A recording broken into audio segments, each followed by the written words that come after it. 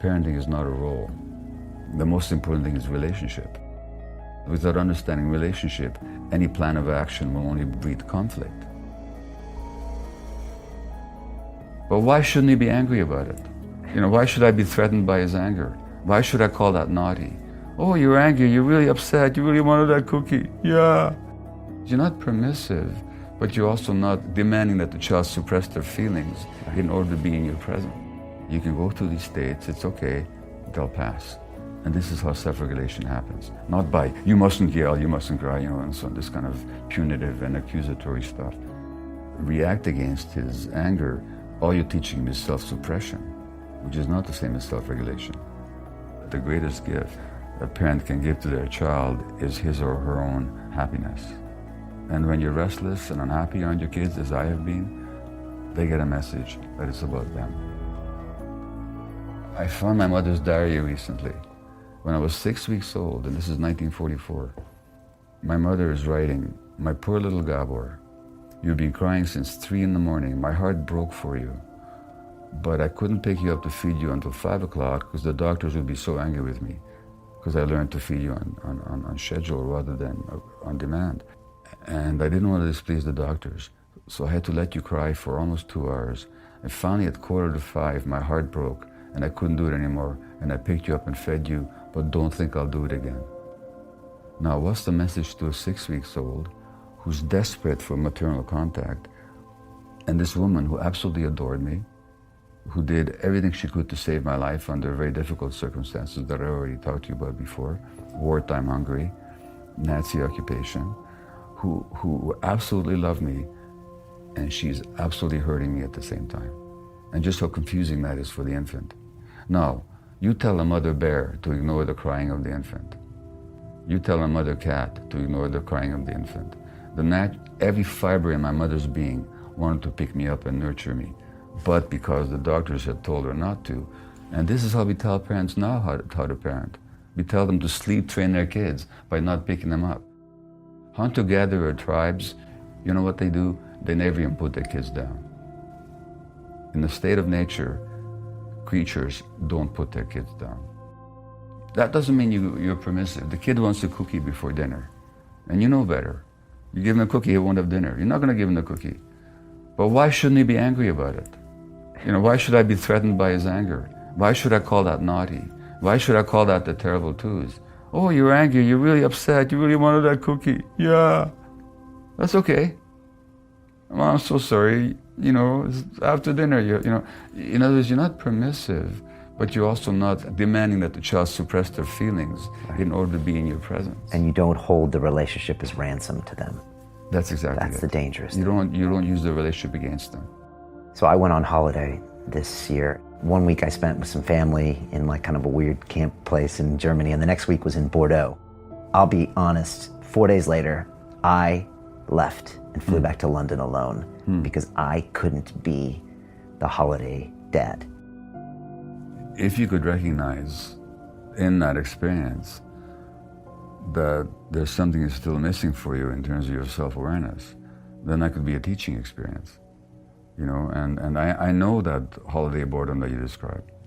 When I go on holiday, it actually takes me a while to relax into it. Now the problem is when you're with 5 other people or 4 other people, and you also have to be there for them when you can't even be there for yourself, then you have a real dilemma. And you're either pretending to be the holiday dad, or you're being miserable. I understand the dilemma, but I'm not sure that you want to stay that way for the rest of your life, because you got these 2 young kids, and what's the message to them? And that is restless around them. That it's their fault. Yeah. And Thich Nhat Hanh, the spiritual teacher, the Buddhist teacher, said that the greatest gift a parent can give to their child is his or her own happiness. And when you're restless and unhappy around your kids, as I have been, they get a message that it's about them. So that's something good to recognize, as long as you take it on as a challenge. One thing my wife does is when Caden's he has meltdowns sometimes. Yeah. Sometimes on the sidewalk next to traffic. And so she just talks to him. Okay, I know you're really angry, Hayden. And that might take 5 minutes. But when he's talking, she's like, okay, I know you're really angry, but we need to go. So I understand you're angry. And he's like, ah! And she just tries to talk. And then after a while, he's listening, or hears the tone. That's the whole point. He's responding as much to the energy and the tone as he is to the words. And what she's teaching him is self-regulation. He's actually teaching that you can go through these states, it's okay, they'll pass. And this is how self-regulation happens. Not by, you mustn't yell, you mustn't cry, and so on, this kind of punitive and accusatory stuff. Your wife's doing intuitively what needs to be done. What she's doing is instead of a time out, she's giving a time in. She's actually giving him her energy and her concern and her presence at that time, which is exactly what the child needs. And that way he'll learn self-regulation.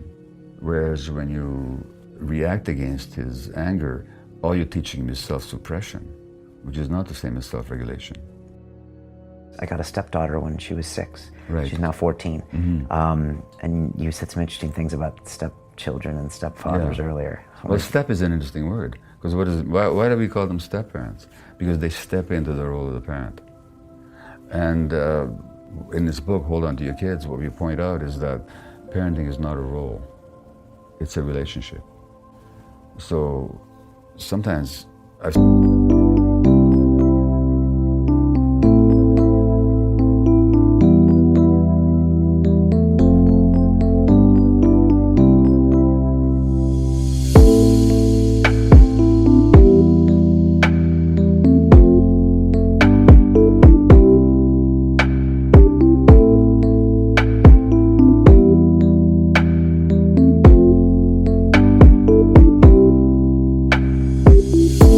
very often the step-parent steps into the role and expects deference and compliance and love from the child.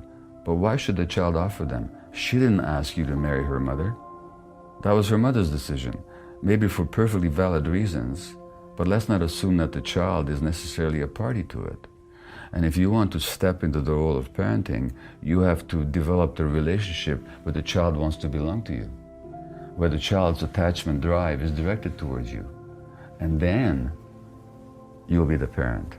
But let's not assume that it's a role, that simply you can start doing the right things without a relationship.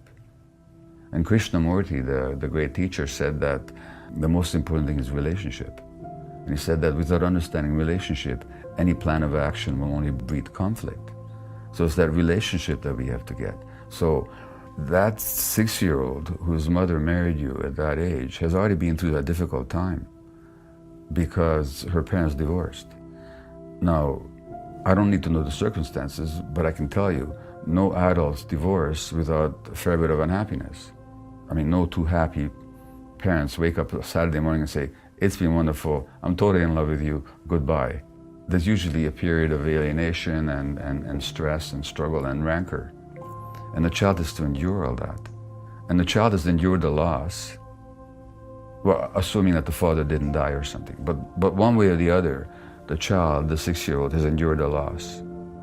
Then you come along, and all of a sudden the mother forms a relationship with you. Why should that not be threatening to the child? She's already lost something, and all of a sudden there's a stranger in the home whom mommy really loves. Well,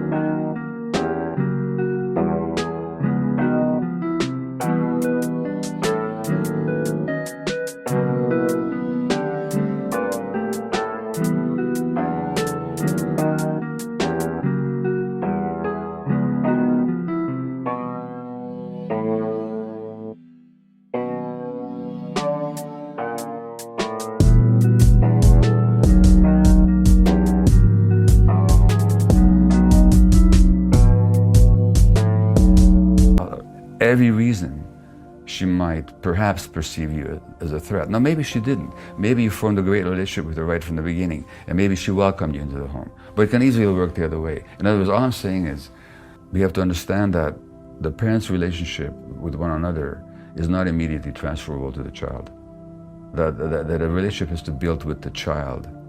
And that's what then gives you the power to parent, is the relationship that the child wants to give you and maintain with you. The power of parenting comes from the desire of the child to belong to you. And this is whether you're the step parent